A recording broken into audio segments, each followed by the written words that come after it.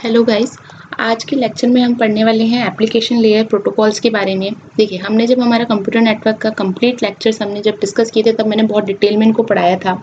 आज के लेक्चर का मेन एम ये है कि जो इम्पोर्टेंट प्रोटोकॉल्स हैं एप्लीकेशन लेयर को लेके, जिन प्रोटोकॉल्स में मोस्टली क्वेश्चंस पूछे जाते हैं, चाहे आपका कॉम्पिटिटिव एग्जाम हो चाहे आपका यूनिवर्सिटी एग्जाम्स हो, उनको हम आज के लेक्चर में बहुत ब्रीफली डिस्कस करने वाले हैं। क्योंकि क्या होता है, जब आप बहुत पूरा लेक्चर एक साथ पढ़ने बैठते हैं तब तो चीज़ें समझ आती है, बट जब कोई क्वेश्चन स्पेसिफिकली किसी प्रोटोकॉल के लिए पूछ लिया जाता है तो वहाँ पे आ जाता है कन्फ्यूजन इसलिए आ जाता है क्योंकि एक या दो प्रोटोकॉल की बात नहीं, आपको बहुत सारे प्रोटोकॉल्स ध्यान रखने पड़ते हैं। हर लेयर के भी कई अलग अलग टाइप के प्रोटोकॉल्स हैं, उनको ध्यान रखना पड़ता है। प्रोटोकॉल्स के पोर्ट नंबर, उनकी फंक्शनैलिटी, मतलब बहुत कुछ है। अगर आप सिंपल एक एप्लीकेशन लेयर को ही बात करें, ठीक है, अगर आप सिर्फ एप्लीकेशन लेयर को ही डिटेल में पढ़ना चाहते हैं तो इसकी खुद की एक कंप्लीट बुक बन सकती है। और एप्लीकेशन लेयर के अंदर भी जो आप अगर स्पेसिफिक किसी प्रोटोकॉल को देखें तो वो इटसेल्फ एक इतना वास्ट टॉपिक है कि उसको आप पढ़ने बैठेंगे तो itself take a complete lecture series for the particular protocols. But the main aim is right now कि हमारे एग्जाम के पॉइंट ऑफ व्यू से हमें किस तरीके से चीज़ों को अप्रोच करना है, हमें कितना पढ़ना है, क्या चीज़ें हमें पता होनी चाहिए, उतना हम चीज़ों पे फोकस करेंगे। ठीक है, तो अगर आपने मेरी सीएन की लेक्चर सीरीज जो है वो अगर आपने फॉलो किए तो आपने देखा होगा, उसमें मैंने बहुत डिटेल में आपको प्रोटोकॉल समझाए थे। आज वाले लेक्चर में हम देखने वाले हैं कि अलग अलग जो प्रोटोकॉल्स होते हैं, चाहे नेम सिस्टम के अंदर आपका डोमेन नेम सर्वर हो गया, जब होस्ट कॉन्फ़िगरेशन करते हैं उसमें बूटपी, डीएचसीपी हो गए, ठीक है, ईमेल के लिए आपके एसएमटीपी, पॉप, आईमैप हो गया, या फाइल ट्रांसफर के लिए हम जो एफटीपी या टीएफटीपी यूज करते हैं, और वेब पेजेस के लिए हम क्या यूज करते हैं, एचटीटीपी या फिर एचटीटीपीएस। ठीक है, ये सारे जो प्रोटोकॉल्स हैं इनको हम बहुत ब्रीफली, है ना, बिल्कुल टाइम वेस्ट किए बिना हम लोग ब्रीफली डिस्कस करेंगे। क्या क्या डिस्कस करने वाले हैं, एक तो उसके एग्जांपल्स हम थोड़े से देखेंगे। एक जो सबसे इम्पॉर्टेंट थिंग है कि हर प्रोटोकॉल के साथ एक पोर्ट नंबर एसोसिएट होता है, तो इस पोर्ट नंबर का इंपॉर्टेंस क्या है ये हम देखेंगे। सिक्योरिटी कंसर्न कि कौन से प्रोटोकॉल में सिक्योरिटी है, कौन से प्रोटोकॉल जो है डायरेक्टली ही प्लेन टेक्स्ट को जो है नेटवर्क पे भेज देते हैं, तो किस तरीके से आप सिक्योरिटी प्रोवाइड करा सकते हो।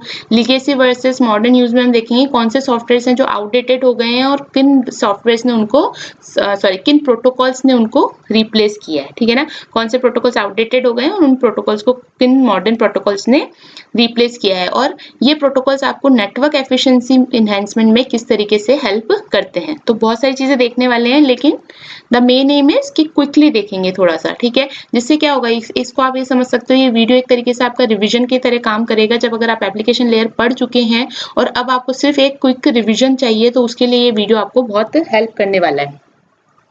ठीक है, तो स्टार्ट करते हैं। सबसे पहले हम देखते हैं कि देखो हमारा जो ओएसआई मॉडल है उसमें हमारा एप्लीकेशन लेयर कौन सा लेयर है, फर्स्ट लेयर है। ठीक है, एप्लीकेशन लेयर जो आपकी फर्स्ट लेयर होती है, अगर आप सेंडर से बात करें तो कैसे चलता है, टॉप टू डाउन चलता है, और रिसीवर की बात करें तो आपको कैसे चलता है, बॉटम टू अप चलता है। ये तीन लेयर्स जो होती हैं आपकी सॉफ्टवेयर लेयर से रिलेटेड होती हैं। ट्रांसपोर्ट लेयर आपका हार्ट ऑफ द ओएसआई है। ठीक है, ये कई बार पूछ लिया जाता है इसलिए मैं आपको ये बता रही हूँ। और network layer, data link layer और फिजिकल लेयर जो है ये क्या है, आपकी हार्डवेयर लेयर्स। ठीक है, तो आज हम एप्लीकेशन लेयर जो है उसके प्रोटोकॉल्स पढ़ने वाले हैं। तो फर्स्ट प्रोटोकॉल पे हम स्विच करते हैं। फर्स्ट प्रोटोकॉल हम पढ़ेंगे HTTP। तो चलिए हम फर्स्ट प्रोटोकॉल पढ़ने वाले हैं जिसका नाम है HTTP। अगर HTTP की फुल फॉर्म की बात करें तो क्या है इसकी full form, hyper text transfer protocol. तो हाइपर टेक्स्ट ट्रांसफर प्रोटोकॉल क्या होता है वो हम देखते हैं। सबसे पहले बात करते हैं पोर्ट नंबर। इसका पोर्ट नंबर है 80। अब देखो सबसे पहले हम देखते हैं कि इंपॉर्टेंस क्या है पोर्ट नंबर की, उसके बाद हम आगे इसमें प्रोसीड करेंगे। तो अगर पोर्ट नंबर की इंपॉर्टेंस आप देखना चाहें तो पोर्ट नंबर एक तरीके से किस तरीके से वर्क करता है, ये एक तरीके से डोर की तरह यानी कि दरवाजे की तरह वर्क करता है, जिसके थ्रू आपका डेटा एंटर और एग्जिट करता है सिस्टम के अंदर। ठीक है ना, इसका मतलब क्या हो गया कि जैसे HTTP है, ठीक है, उसका पोर्ट नंबर क्या है, 80 है, तो 80 क्या हो गया, एक तरीके से HTTP का डोर हो गया। इसी तरीके से जब हम HTTPS पढ़ेंगे तो उसका पोर्ट नंबर क्या हो गया, 443 हो गया। तो जब भी कोई कंप्यूटर है वो डेटा को रिसीव करता है तो वो पोर्ट नंबर को यूज करता है ये फाइंड आउट करने के लिए कि कौन सी एप्लीकेशन या सर्विस जो है उस डेटा को हैंडल करेगा। अब आप इसको किस तरीके से समझ सकते हैं कि एक जो सिस्टम है, अभी मैं सिर्फ पोर्ट नंबर की बात बता रही हूँ, पोर्ट नंबर कैसे समझ सकते हैं कि एक सिस्टम है जिसके अंदर बहुत सारी प्रोसेसेस चल रही हैं। हम भी तो करते हैं ऐसे कि बहुत सारे वेब पेजेस रन करके रखते हैं, ठीक है ना, हमारे सिस्टम के ऊपर।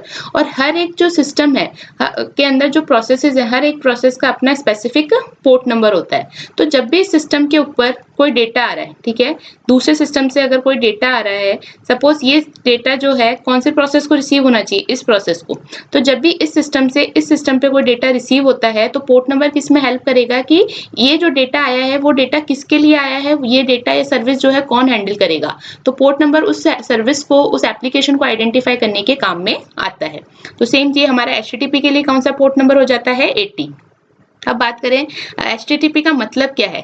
देखो HTTP किस लिए यूज होता है, आपके वेब पेजेस को एक्सेस करने के लिए, ठीक है, transverse the web pages over the internet, ठीक है। इंटरनेट पे आप देखिए जब भी हम google.com या gmail.com या youtube.com कुछ भी चलाते हैं तो उसके आगे HTTP लिखा आता है। तो HTTP बेसिकली आपके वेब पेजेस को एक्सेस करने के लिए यूज होता है, ठीक है। ये क्या कराता है, एक तरीके से कम्युनिकेशन प्रोवाइड करवाएगा आपके वेब ब्राउजर और सर्वर के बीच में। जब भी कोई रिक्वेस्ट जाती है वेब पेज की तो सर्वर के पास रिक्वेस्ट जाएगी और उस रिक्वेस्ट के बेसिस पे आपको आपके वेब पेजेस यहाँ पे रिलेवेंट मिल जाते हैं। तो बेसिकली क्या प्रोवाइड करा रहा है, कम्युनिकेशन प्रोवाइड करा रहा है between your web browser and servers, ठीक है। तो इसी की HTTP की हेल्प से ही जो वेबसाइट्स हैं या वेब एप्लीकेशंस हैं वो काफी इनहेंस्ड होती हैं, उनको काफी पावर मिलती है।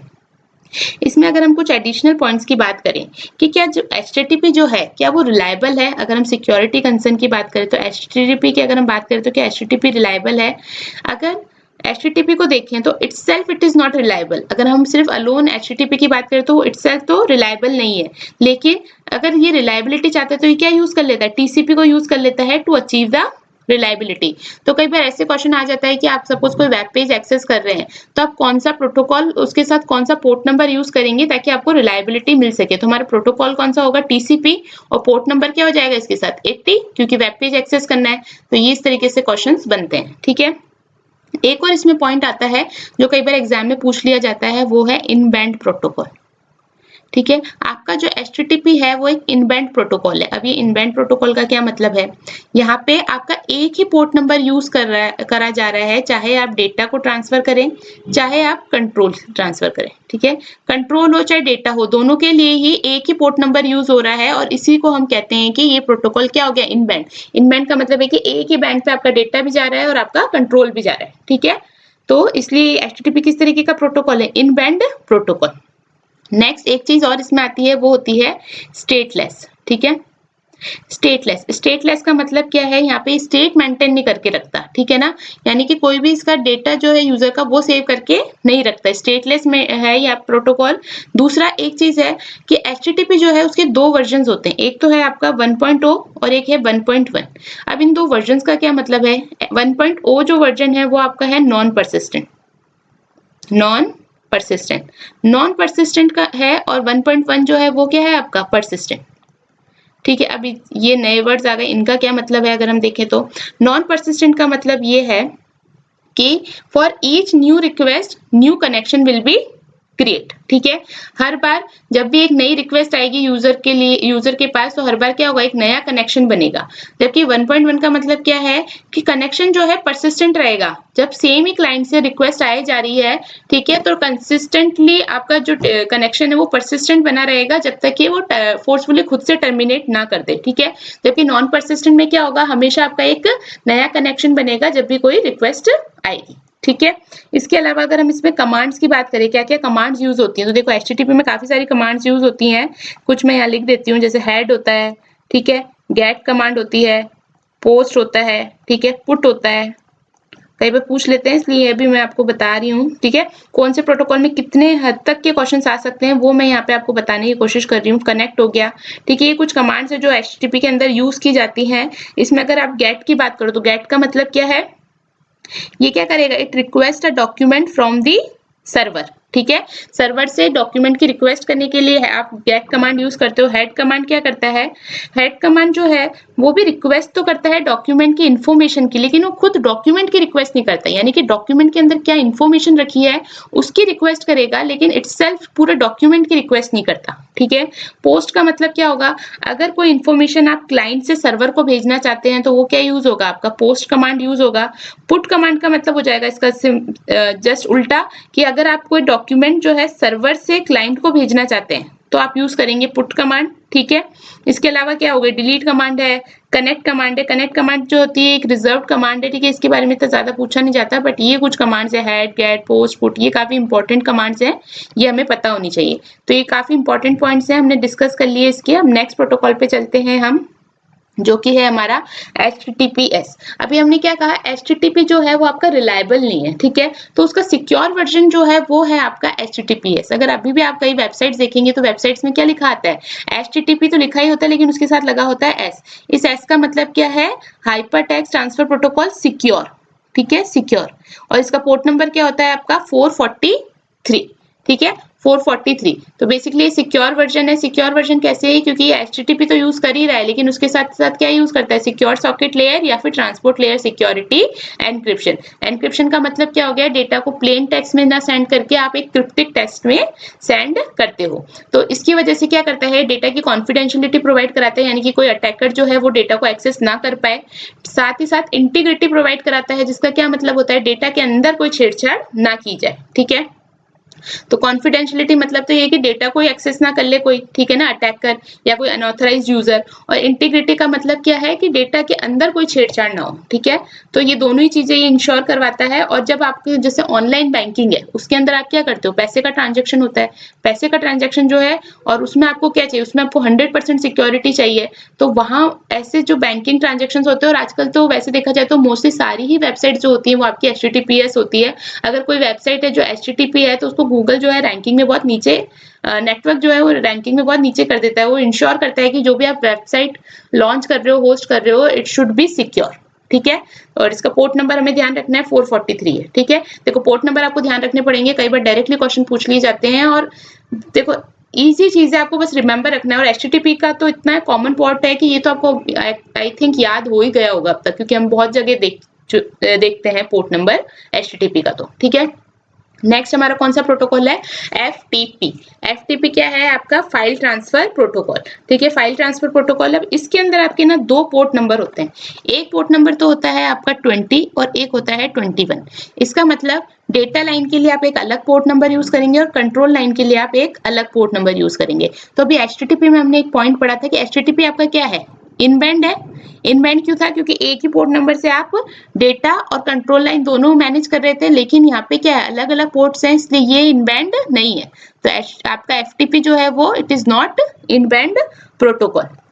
इसके अलावा एक हमने परसिस्टेंट और नॉन परसिस्टेंट पॉइंट वहां पे देखा था। यहाँ पे अगर हम बात करें तो जो डेटा कनेक्शन है वो आपका नॉन परसिस्टेंट होता है। डेटा कनेक्शन जो है आपका नॉन परसिस्टेंट होता है, जबकि कंट्रोल कनेक्शन आपका परसिस्टेंट होता है। देखो ये इंपॉर्टेंट भी क्यों है, क्योंकि देखो डेटा को ही आपको सिक्योर करना है ना, इसलिए इसको नॉन परसिस्टेंट क्यों बनाया जाता है कि for each new data new connection will be created, ठीक है। जबकि अगर सेम ही क्लाइंट उन डेटा को सेंड करे जा रहा है तो आप कंट्रोल कनेक्शन को परसिस्टेंट रख सकते हो, लेकिन अगर डेटा को सिक्योर रखना है तो उस पर्सपेक्टिव में आपको डेटा का जो कनेक्शन है उसे हम कैसा बना देते हैं, नॉन परसिस्टेंट। तो अब इसका काम क्या है, देखो नाम से ही पता चल रहा है, फाइल ट्रांसफर प्रोटोकॉल, ठीक है। किस काम में आएगा, फाइल को ट्रांसफर करने के काम में, किसके बीच में, between a client and server. तो ये क्या करता है, आपकी अपलोडिंग में भी सपोर्ट करता है और आपको डाउनलोडिंग में भी सपोर्ट करता है। तो काफी सारे लार्ज फाइल्स को भी हैंडल करने के काम में आता है, लेकिन इसमें इश्यू क्या है, इसका लैक बिल्ट इन सिक्योरिटी, यानी कि इसके अंदर भी क्या है, सिक्योरिटी की कमी है, ठीक है, क्योंकि ये सिर्फ लार्ज फाइल ट्रांसफर कर देता है, ठीक है, अपलोड भी करेगा, डाउनलोड भी कर लेगा, सब कर लेगा, लेकिन इसके अंदर अभी सिक्योरिटी नहीं है, ठीक है। तो ये था आपका फाइल ट्रांसफर प्रोटोकॉल। नेक्स्ट देखो आपका आता है SMTP। SMTP प्रोटोकॉल भी देखो हम लोग मेरे ख्याल से जनरली डेली यूजेस में आप यूज करते हो, क्यों, क्योंकि SMTP का मतलब क्या है, simple mail transfer protocol. Simple mail transfer protocol, तो इसका मतलब कि एक सिंपल मेल ट्रांसफर करने के लिए, ठीक है ना, अगर एक क्लाइंट जो है, ठीक है, कोई मेल जो है सेंड करना चाहता है, तो ये क्या हेल्प करता है, SMTP आपको, SMTP हेल्प करता है कि मेल ट्रांसफर एजेंट के थ्रू जो भी मेल है उसको सेंड किया जा सके और रूट किया जा सके फ्रॉम क्लाइंट टू सर्वर। लेकिन जो SMTP वो सिर्फ मेल्स को ट्रांसफर करने के काम में आता है, ठीक है। अब मेल ट्रांसफर तो हो गया, लेकिन उस मेल को रिट्रीव भी तो करना है, तो मेल को रिट्रीव करने के लिए इसको किसके साथ यूज किया जाता है, या तो POP3 पोस्ट ऑफिस प्रोटोकॉल या फिर IMAP के साथ। ठीक है, ये भी हम आगे देखेंगे क्या मतलब होता है इनका। तो यहाँ पे समझने की बात है, SMTP इसका पोर्ट नंबर क्या है 25, और ये किस लिए यूज होता है, मेल्स ट्रांसफर करने के लिए फ्रॉम क्लाइंट टू सर्वर। ठीक है, और सिर्फ मेल ट्रांसफर के लिए SMTP यूज होता है। अगर आपको साथ ही आपको मेल्स को रिट्रीव करना है तो कौन से प्रोटोकॉल्स यूज करने होते हैं, POP3 और IMAP। ठीक है, नेक्स्ट देखिए, नेक्स्ट है आपका POP3। ठीक है, POP3 जो है वो आपका कैसा प्रोटोकॉल है, पोस्ट ऑफिस प्रोटोकॉल। ये किस लिए यूज होता है, बेसिकली ये रिट्रीव करने के लिए यूज होता है ईमेल्स को from your mail server to a local client. यानी कि देखो यहाँ से आपका मेल गया, ठीक है, मेल ट्रांसफर एजेंट की हेल्प से आपने SMTP प्रोटोकॉल लगाया और मेल को ट्रांसफर कर दिया। मेल ट्रांसफर हो गया, अब मेल ट्रांसफर होकर किस पे आ गया, मेल सर्वर पे आ गया। अब इस मेल सर्वर से आपको लोकल क्लाइंट पे इस मेल को रिट्रीव करना है, तो आप कौन सा प्रोटोकॉल यूज करोगे, POP3 पोस्ट ऑफिस प्रोटोकॉल। यहाँ पे एक चीज ध्यान रखना, आपका जो फाइल ट्रांसफर प्रोटोकॉल होता है ना, वो तो सिंक्रोनस होता है। ठीक है, जबकि SMTP भी सिंक्रोनस है, लेकिन जो POP है पोस्ट ऑफिस प्रोटोकॉल है, वो क्या है आपका असिंक्रोनस टाइप का प्रोटोकॉल होता है।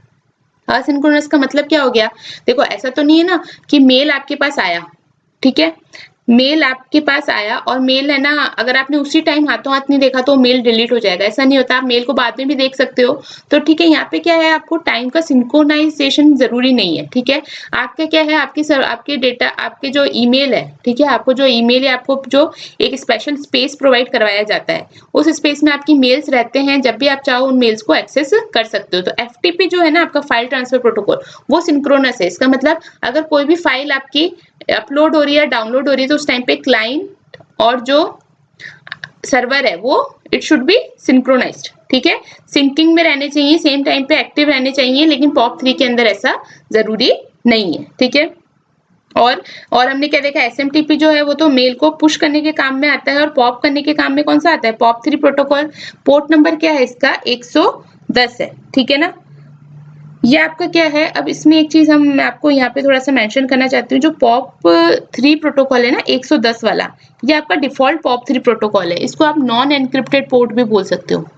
नॉन एनक्रिप्टेड पोर्ट का मतलब क्या हो गया, यहाँ पे आपका सिक्योरिटी प्रोवाइडेड नहीं होती। ठीक है, नॉन एनक्रिप्टेड पोर्ट है ये। ठीक है, अगर आप इसी की जगह पोर्ट नंबर कौन सा यूज करते हो, 995, तो ये पोर्ट जो होता है, अगर आपको POP3 को सिक्योरली कनेक्ट करना है तो यूज किया जाता है 995 पोर्ट नंबर। लेकिन अगर सिक्योरिटी की इतनी रिक्वायरमेंट नहीं है, आपको सिंपल बस मेल्स रिट्रीव करने हैं और जहाँ पे सिक्योरिटी इतना बड़ा कंसर्न नहीं है, तब आप यह यूज कर लेते हो POP3। देखो सिक्योरिटी की वजह से हो सकता है कि आपकी सर्विसेज में थोड़ा डिले आए, लेकिन अगर आपने सिक्योरिटी आपको जरूरत नहीं है, ठीक है, आप अगर ट्रस्टेड पार्टी है या फिर आपको सिक्योरिटी आपकी जो आपका सिस्टम है उसमें इतना मेजर कंसर्न नहीं है उस टाइम पे, तो आप कौन सा यूज करोगे, 110 यूज करोगे। और अगर सिक्योरिटी कंसर्न है तो यूज करा जाएगा 995 पोर्ट नंबर। ठीक है, इसके अलावा यहाँ पे एक चीज और बात है कि एक प्रोटोकॉल होता है माइम। माइम की फुल फॉर्म क्या है, multipurpose internet mail extension. Multipurpose internet mail extension ये क्यों यूज होता है, अभी देखो हमने SMTP देखा था। SMTP जो सिंपल टेक्सचुअल टेक्स्ट वाले जो ईमेल होते हैं, जिसके अंदर सिर्फ आपको टेक्स्ट सेंड करना है, तो आपका सिंपल मेल ट्रांसफर प्रोटोकॉल जो है वो यूजफुल रहेगा। लेकिन सपोज अब आजकल की मेल्स या आजकल की जनरल सिनेरियो देखो, तो आप कुछ इमेजेस भी सेंड करते हैं, ठीक है ना, और वीडियोस भी सेंड किए जाते हैं, यानी कि अदर फाइल्स, ऑडियो फाइल्स भी सेंड की जाती है। ठीक है, तो मल्टीमीडिया फाइल्स को सेंड करने के लिए जो है simple mail transfer protocol feasible नहीं है, तो उसकी जगह आप कौन सा यूज करते हो, माइम।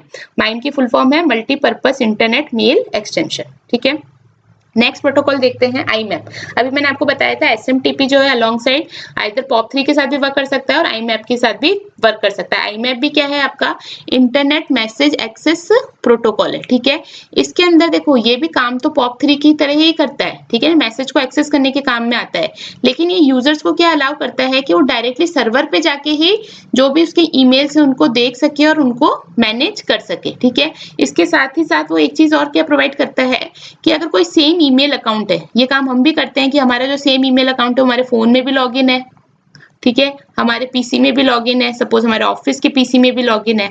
ठीक है, तो इन सब में, ठीक है, अगर सेम ईमेल अकाउंट्स आपके अलग अलग डिवाइसेस पे चल भी रहे हैं तो भी क्या करेगा, उसको सिंक्रोनाइजेशन प्रोवाइड कराएगा। ठीक है। सिंक्रोनाइजेशन प्रोवाइड करेगा ताकि क्या हो कि आप चाहे फोन से यूज करें ईमेल को, चाहे पीसी से, चाहे ऑफिस से, आपको क्या हो सेम टाइप की सर्विस यहाँ पे मिल सके, सेम टाइप का इंटरफेस मिल सके। ऐसा नहीं ना कि कुछ ईमेल्स तो फोन में दिख रहे हैं, कुछ ईमेल्स आपके पीसी में दिख रहे हैं और ऑफिस वाले ईमेल वाले पीसी में तो ईमेल्स दिख ही नहीं रहे, तो उससे तो क्या होगा, कोई सिंक्रोनाइजेशन ही नहीं, जबकि सेम ईमेल है। तो आईमैप क्या करता है, आपको एक तो प्रोवाइड कराता है कि आप डायरेक्टली सर्वर पे जाके आपके ईमेल्स को व्यू कर सके, मैनेज कर सके, ठीक है ना। इसके साथ साथ क्या प्रोवाइड कराता है, सपोर्ट करता है कि मल्टीपल डिवाइसेस पे अगर आपको अपना सेम ईमेल अकाउंट एक्सेस करना है तो एक सिंक्रोनाइज मैनर में आप उस ईमेल को एक्सेस कर सके। इसका पोर्ट नंबर क्या होता है, इसका पोर्ट नंबर होता है आपका 143। ठीक है, देखिए अभी तक हमने काफी कुछ पढ़ लिया है। आई होप आपको लेक्चर अच्छा लग रहा होगा। लेक्चर अच्छा लग रहा है तो बस एक रिक्वेस्ट है, प्लीज चैनल को सब्सक्राइब करें। अगर सब्सक्राइब कर रखे हैं तो चैनल को ज्यादा से ज्यादा शेयर करें ताकि और लोगों को भी हेल्प मिल सके। आगे चलते हैं नेक्स्ट प्रोटोकॉल पे, डीएनएस। देखो डीएनएस भी बहुत इंपॉर्टेंट प्रोटोकॉल है आपके एग्जाम पर्सपेक्टिव से भी, ठीक है, और वैसे भी आपको समझ में आना चाहिए। जब आप कंप्यूटर नेटवर्क्स पढ़ रहे हैं तो उसका मतलब क्या है, उनमें फंक्शनैलिटीज क्या है, वो भी हमें पता होनी चाहिए। इसका पोर्ट नंबर होता है आपका 53। अब देखो जो डीएनएस है वो किस में हेल्प करता है आपको, डीएनएस का नाम का मतलब क्या है, domain name server. Domain name server क्या करता है, ये प्रोसेस को सिंप्लीफाई करता है। किस प्रोसेस को सिंप्लीफाई करता है, किसी भी वेबसाइट को एक्सेस करने की प्रोसेस को। मतलब सपोज मुझे अगर गूगल की जो वेबसाइट है उसको एक्सेस करना है तो मैं सिंपल क्या लिखती हूँ, google.com, और वो वेबसाइट मेरे लिए ओपन हो जाती है। या फिर सपोज मुझे यूट्यूब को एक्सेस करना है तो youtube.com, ठीक है। या फिर सपोज कोई आपको यूनिवर्सिटी की वेबसाइट को एक्सेस करना है, सपोज कोई XYZ यूनिवर्सिटी है जिसको आपको एक्सेस करना है तो आप उसको भी एक्सेस कर सकते हैं, ठीक है ना। तो यहाँ पे आप क्या कर रहे हो, जब भी आपको कोई वेबसाइट एक्सेस करनी है, गूगल हो गया, यूट्यूब हो गया, आपका फेसबुक हो गया, अमेजोन हो गया, व्हाट्सएवर, ठीक है, आप क्या कर रहे हो, बस उसका नाम लिख रहे हो और जो भी उसका डोमेन है उससे आप उसको एक्सेस कर रहे हो। लेकिन कंप्यूटर को नहीं पता google.com का मतलब क्या है। कंप्यूटर ने तो क्या कर रखा है, हर पेजेस को, ठीक है, आपकी हर वेबसाइट्स को एक आईपी असाइन कर रखा है, ठीक है। तो अब अगर आपको बोला जाए कि नहीं भाई ये google.com, youtube.com ये सब वैलिड नहीं है, इस तरीके से तो एक्सेस नहीं करना है आपको एक्सेस करने के लिए आपको हर एक वेब पेजेस के आईपी ध्यान रखने पड़ेंगे। तो सोचो कितना कॉम्प्लिकेट हो जाएगा। आईपी हमें पता है किससे बनता है, नेट आईडी होती है, ठीक है, और होस्ट आईडी होती है, दो चीजों से बनता है आपका आईपी, ठीक है, नेट आईडी और होस्ट आईडी से। और उसके अंदर 4 ऑक्टेट्स होते हैं आपके, X, Y, P and Q, ठीक है। 32 बिट का ये आपका एड्रेस होता है।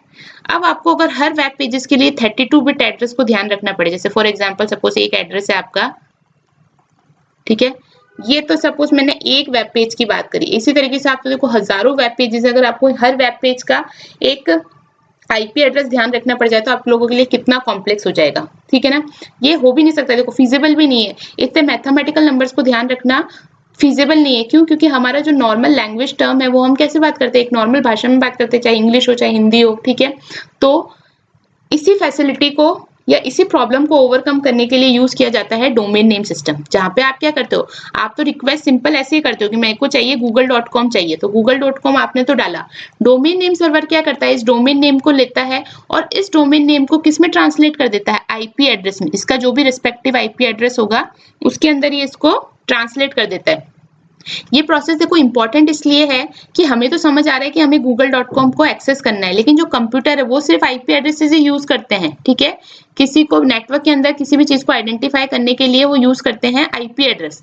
तो हमें समझाना तो कंप्यूटर को ही पड़ेगा। तो डीएनएस ये क्या हेल्प करेगा, डोमेन नेम आपसे लेगा, इसको ट्रांसलेट करेगा आईपी एड्रेस में, ताकि इस आईपी एड्रेस को कंप्यूटर के द्वारा समझा जा जाए और आपको सर्विसेज प्रोवाइड की जाए। पोर्ट नंबर क्या है इसका, 53। नेक्स्ट देखिए टेलनेट। टेलनेट का क्या मतलब है, देखो इस पे मैंने बहुत ज्यादा क्वेश्चंस तो नहीं देखे, बट एक क्वेश्चन जरूर इसमें बहुत जगहों पे मैंने देखा है, बहुत प्रीवियस ईयर के क्वेश्चंस में भी देखा है कि रिमोट लॉगिन कौन से प्रोटोकॉल से होता है, ठीक है ना। अगर आपको रिमोट लॉगिन करना है या कोई रिमोट कमांड्स एग्जीक्यूट करनी है तो कौन सा प्रोटोकॉल प्रोवाइड कराएगा आपको, टेलनेट प्रोटोकॉल। इसका पोर्ट नंबर है आपका 23। रिमोट लॉगिन का मतलब है कि एक जगह से बैठ के दूसरे सिस्टम को एक्सेस करना, दूसरे सिस्टम पे कुछ लॉगिन या एग्जीक्यूट करना कमांड्स को, ये किसकी हेल्प से होता है, आपका टेलनेट प्रोटोकॉल की हेल्प से। लेकिन ये प्रोटोकॉल जो है वो है आपका इनसिक्योर।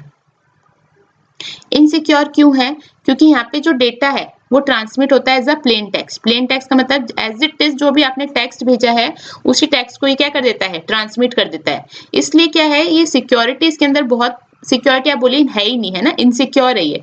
इसलिए जो टेलनेट है, जो मैं आपको बताई थी ना कि कुछ प्रोटोकॉल्स हैं जो कि आउटडेटेड हो चुके हैं, तो टेलनेट एक तरीके से मोस्टली रिप्लेस किया जा चुका है आपके एसएसएच के से, ठीक है ना। ये भी हम देखेंगे आगे, एसएसएच की फुल फॉर्म और पोर्ट नंबर आगे हम समझेंगे, बट आपको समझने की जरूरत है। अगर रिमोट लॉगिन या कमांड एग्जीक्यूशन के लिए जो यूज होता है वो यूज होता है, वैसे तो टेलनेट यूज होता है, लेकिन टेलनेट के साथ इशू क्या है, ये इनसिक्योर है, क्योंकि डेटा को एज इट इज उसका जो प्लेन टेक्स्ट है उसमें ट्रांसमिट कर देगा। अब क्योंकि as it is plain text में ट्रांसमिट कर रहा है, लेकिन हमें तो क्या चाहिए, हमें सिक्योरिटी चाहिए, यानी कि डेटा मैं चाहती हूँ कि एनक्रिप्टेड फॉर्म में जाए, इसलिए टेलनेट रिप्लेस किया गया आपका एसएसएच से। और वही हमारा है next point, secure shell. Secure shell का जो पोर्ट नंबर है वो है आपका 22, ठीक है। 22 देखो, एफटीपी में आपके 20 और 21 तो रिजर्व हो गए, एसएसएच कौन सा पोर्ट नंबर है आपका 22। ये भी आपको रिमोट लॉगिन और कमांड एग्जीक्यूशन प्रोवाइड कराता है, बट किस मैनर में, सिक्योर मैनर में, यानी जो भी डेटा है उसको किस में प्रोवाइड कराएगा, एनक्रिप्शन में प्रोवाइड करेगा, एनक्रिप्ट करके कम्युनिकेशन प्रोवाइड करेगा। इसलिए अगर आपको सिक्योर नेटवर्क मैनेजमेंट चाहिए तो कौन सा यूज करेंगे हम, एसएसएच, ठीक है। नेक्स्ट देखिए DHCP, देखो ये प्रोटोकॉल भी बहुत इंपॉर्टेंट है, डायनेमिक होस्ट कॉन्फ़िगरेशन प्रोटोकॉल। ये प्रोटोकॉल का देखो, अगर हम बोला जाए कि इस प्रोटोकॉल का मतलब क्या है, पहले इसके पोर्ट नंबर देख लो। सर्वर के लिए यूज होता है 67 और क्लाइंट के लिए यूज होता है 68। सी, this protocol automatically assign the IP addresses to device on a network, ensuring that each device has its unique address without manual configuration। बिना किसी मैनुअल कॉन्फ़िगरेशन की, यानी कि आप कोई मैनुअली कॉन्फ़िग नहीं कर रहे हैं डिवाइसेस को आईपी एड्रेस असाइन करने के लिए, डीएचसीपी आपको क्या करेगा, ऑटोमेटिकली आईपी एड्रेसेस असाइन करता जाएगा डिवाइसेस के अंदर जो भी आपके नेटवर्क के ऊपर रखी गई हैं, और ये इंश्योर करेगा कि जो भी डिवाइस है उसको एक यूनिक एड्रेस मिले, ठीक है। तो क्या क्या चीजें ध्यान रखनी है, एक तो ऑटोमेटिकली असाइन करता है, ठीक है, ऑटोमेटिकली असाइन करता है, और क्या, हर एक जो भी नेटवर्क है आपका, जो भी नेटवर्क है उसके अंदर जितनी भी डिवाइसेस हैं, ठीक है, उन सभी डिवाइसेस को एक यूनिक आईपी मिले, ठीक है, और ऑटोमेटिकली हो प्रोसेस, आपको मैनुअली चीजों को नहीं करना पड़े। ये आपका होता है डीएचसीपी का काम, मेन काम, ठीक है। देखो इससे नेटवर्क एफिशिएंसी बढ़ती है ना, मैंने एक बोला था कि हम नेटवर्क एफिशिएंसी के बारे में भी डिस्कस करेंगे। तो देखो डीएचसीपी की बात करो, चाहे आप बात करो आपके डीएनएस की, दोनों ही आपके किस में काम हो रहे हैं, नेटवर्क एफिशिएंसी को बढ़ाने में हेल्प कर रहे हैं। क्यों? क्योंकि डीएनएस से आपको क्या कर रहा है, आईपीस ध्यान रखने नहीं पड़ रहे, आप सिंपल इंग्लिश की लैंग्वेज में आप अपने वेब पेजेस को एक्सेस कर पा रहे हैं, और डीएनएस की रिस्पॉन्सिबिलिटी बन रही है कि उनको कैसे ट्रांसलेट करे आईपी एड्रेस में।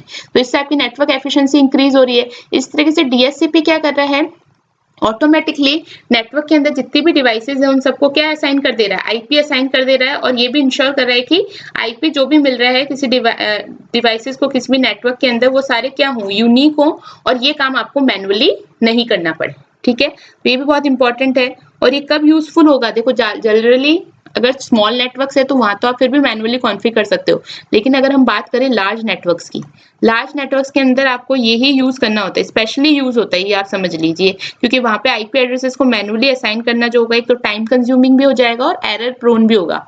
एरर्स भी आ सकती हैं, क्योंकि आप बहुत बड़े हजार, सपोज अगर हम बात करें 1000 डिवाइसेस की बात कर ले, अगर 1000 डिवाइसेस को आईपी असाइन करना है तो एक तो टाइम कंज्यूमिंग होगा अगर मैनुअली एक एक को करने बैठेंगे, और फिर आपको चेक भी करना पड़ेगा कि कोई आईपी एड्रेस सेम तो मैंने असाइन नहीं कर दिया, और पॉसिबिलिटी हो सकती है क्योंकि ह्यूमन टेंडेंसी, हमसे एरर्स हो सकती है, तो ये पॉसिबिलिटी है कि एरर्स आपके यहाँ पर देखने को मिले जब आप मैनुअली कॉन्फ़िगरेशन कर रहे हो, ठीक है। तो ये चीजें हो गई डीएचसीपी तक। नेक्स्ट है आपका एसएनएमपी। एसएनएमपी क्या होता है आपका, simple network management protocol. Network management protocol का मतलब क्या हो गया, नेटवर्क को मैनेज करने के काम में आएगा, ठीक है। इसका पोर्ट नंबर क्या होता है आपका, इसका पोर्ट नंबर होता है आपका 161, ठीक है। ये किस लिए यूज होता है आपका, जो भी नेटवर्क के डिवाइसेस हैं उनको मैनेज और उनको मॉनिटर करने के लिए, ठीक है। और डिवाइसेस क्या हो जाएंगे आपकी, राउटर्स और स्विचेस, ठीक है। ये क्या कलेक्ट करता है, नेटवर्क परफॉर्मेंस डेटा कलेक्ट करता है और डिटेक्ट करता है, कोई अगर फॉल्ट्स आ रहे हैं तो उनको डिटेक्ट करेगा, ठीक है। रिमोट डिवाइस के कॉन्फ़िगरेशंस अगर करनी है तो उसको भी इनेबल करता है। और इसका आर्किटेक्चर की हम बात करें तो इसमें होता है एक मैनेजर होता है, और एजेंट्स होते हैं, और आपके डेटाबेसेस होते हैं, ठीक है ना।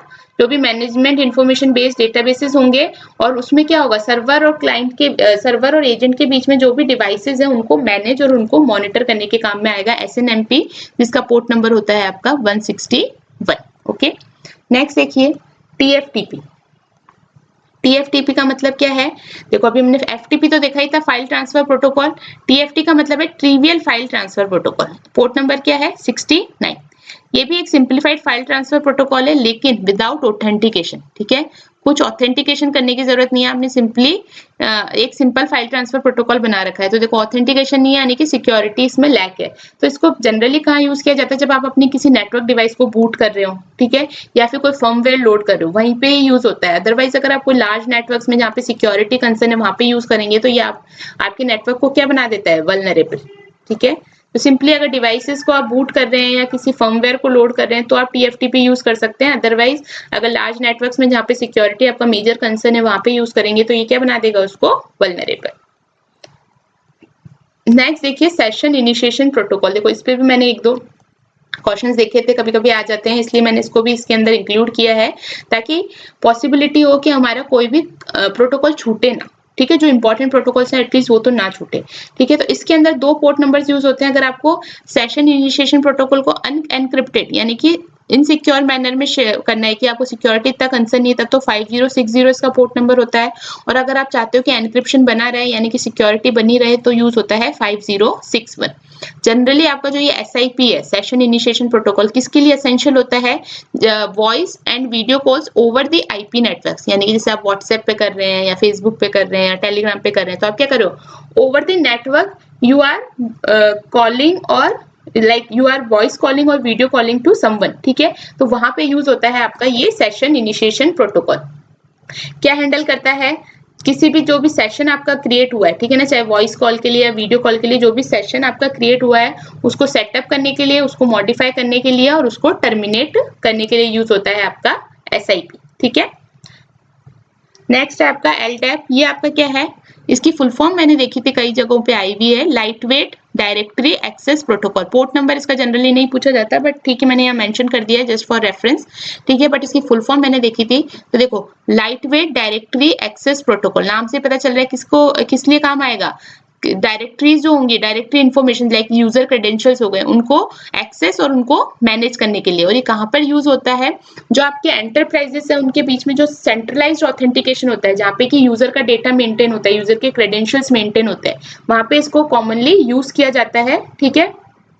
और वहां पे ये क्या सपोर्ट करता है, ऑर्गेनाइजेशन की जो भी हिरार्की है उसको और यूजर का जो भी डेटा है उसको मैनेज करने के लिए यूज होता है आपका lightweight directory access protocol, ठीक है। लास्ट है हमारा नेटवर्क टाइम प्रोटोकॉल। देखो नेटवर्क टाइम प्रोटोकॉल जो है NTP, ये वैसे जनरली इतना आता नहीं है ना, बट मैंने फिर भी इसमें डाल दिया एक बार के लिए। इसका पोर्ट नंबर तो बहुत इजी है 123, ठीक है। ये क्या किस लिए काम आता है, जो कंप्यूटर्स हैं नेटवर्क के अंदर जितने भी कंप्यूटर्स हैं उन कंप्यूटर्स की क्लॉक्स को सिंक्रोनाइज करने के लिए, यानी कि हम चाहते हैं कि थोड़ा सिंक्रोनाइजेशन मेंटेन रहे जब हम कोई डेटा ट्रांसफर कर रहे हैं, कम्युनिकेशन कर रहे हैं। और तब हमें क्या चाहिए कि हमारे जो नेटवर्क के ऊपर कंप्यूटर्स हैं, जो डिवाइसेज हैं वो सिंक्रोनाइज रहें, उनकी क्लॉक सिंक्रोनाइज रहें, तो उसके लिए यूज किया जाता है नेटवर्क टाइम प्रोटोकॉल, ठीक है। ये क्या इंश्योर करता है, consistent time setting across the devices, ठीक है। तो ये किस लिए जनरली कहाँ पे क्रूशियल है ये, या फिर कहाँ पे यूजफुल है, मेनली नेटवर्क की सिक्योरिटी में, लॉगिंग में एंड टाइम सेंसिटिव एप्लीकेशंस में ये यूज होता है, जहाँ पे time is a very crucial point, जहाँ पे आपको क्या है, जितनी भी डिवाइसेस है, अगर आप समझ लीजिए सपोज रॉकेट्स लॉन्चिंग है या कुछ है, जहाँ पे आपकी क्या जितनी भी डिवाइसेस है वो सब एक साथ टाइम सिंक्रोनाइज रहनी चाहिए, क्योंकि वहां पे जैसे काउंटडाउन चलता है, तो काउंटडाउन अगर एक डिवाइस से चल रहा है तो उसका मतलब ये कि जैसे ही वो काउंटडाउन खत्म हुआ तो टाइम इतना सिंक्रोनाइज रहना चाहिए, इतना एग्जैक्ट रहना चाहिए कि जैसे ही टाइम काउंटडाउन खत्म हुआ your rocket should be launched, ठीक है। तो उस तरीके के जो प्रोटोकॉल्स हैं, उस तरीके की जो डिवाइसेस हैं, उस तरीके की जो आपकी एप्लीकेशंस हैं जहाँ पे टाइम इज वेरी क्रूशियल, वहां पे आपका यूज किया जाता है ये network time protocol. Okay, so that's it for this video, ठीक है। यहाँ पे हमने देखिए अराउंड 16 प्रोटोकॉल्स डिस्कस किए, ठीक है ना, हमारे एप्लीकेशन लेयर के, जिसमें हमने उनकी चाहे पोर्ट नंबर हो, उनकी फंक्शनैलिटी हो, क्या उनमें प्रॉब्लम्स है, क्या कौन से प्रोटोकॉल्स को रिप्लेस किया गया है, ये सब हमने बहुत डिटेल में पढ़ा, ठीक है। तो आशा करती हूँ वीडियो अच्छा लगा होगा। वीडियो अच्छा लगा है तो प्लीज आप वीडियो को लाइक कीजिए और वीडियो को शेयर कीजिए। Thank you.